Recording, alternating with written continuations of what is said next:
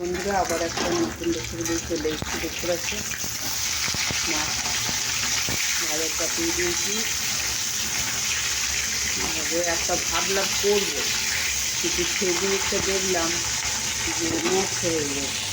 এটা কালকেকার একটু রাত্রিকার তরকারি করেছিলাম, পোস্ত গরম করলাম, এটা হয়ে গেছে গরম। তো দেখো বন্ধুরা, আমার মাছটা ভাজা হয়ে গেছে।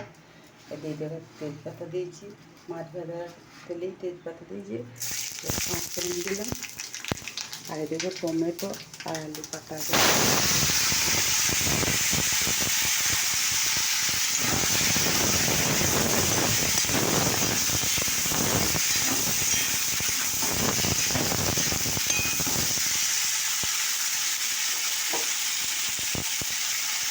তেজপাতা দিয়ে দেবো, একটু পরিমাণ মতো নিয়ে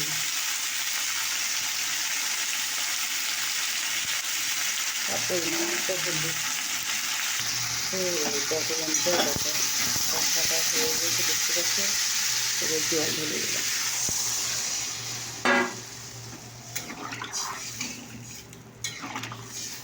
এখানে জল ঢেলে দিলাম।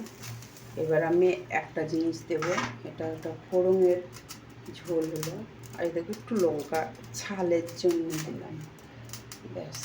আর কিচ্ছু দেবো না, আমি কিচ্ছু দেবো না। এখানে দেখো তিনটে মাছ, তিনটে পিস যখন মাথা দুটো, ব্যাস হয়ে গেল। দেখো চাপা দিয়ে দিই। তো দেখো বন্ধুরা, আমার ঝোল কিন্তু হচ্ছে। আর আমি সকালবেলা তো ভিডিওটা বানাই বেশি, তাই আমি এখন বেরাস করছি, বেরাস মুখে দিয়ে আমি ভিডিও বানাচ্ছি, বুঝতে পারছো। তো এটা এখন একটু সেদ্ধ হবে।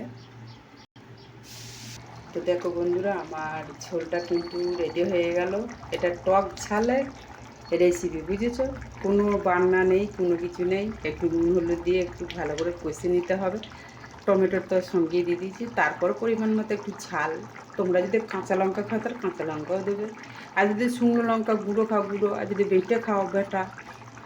আর এই রেসিপিটা খেতে কত সুন্দর লাগবে, কিন্তু আমার রেসিপিটা রেডি হয়ে গেছে এটা। আর এদিকে দেখো আমার লাল চা করেছি। সকালবেলাতে দুধ চাটা করিনি, কারণ লাল চা করেছি, শরীরটা বেশ একটা ভালো নেই, সেই জন্য ভাবছি যে লাল চাটাই খাই। এখন গরমকালে দিন তো বুঝতেই পারছে, তবে একটু ওয়েদারটা একটু ভালো হয়েছে বলে তাই একটু ভালো লাগছে। তো সকালবেলা চান টান হয়ে গেল, কাজ সারা চানটা পুজোটা সব হয়ে গেছে। তা তোমাদের এই রেসিপিটা কেমন লাগলো অবশ্যই কমেন্ট করে জানিও।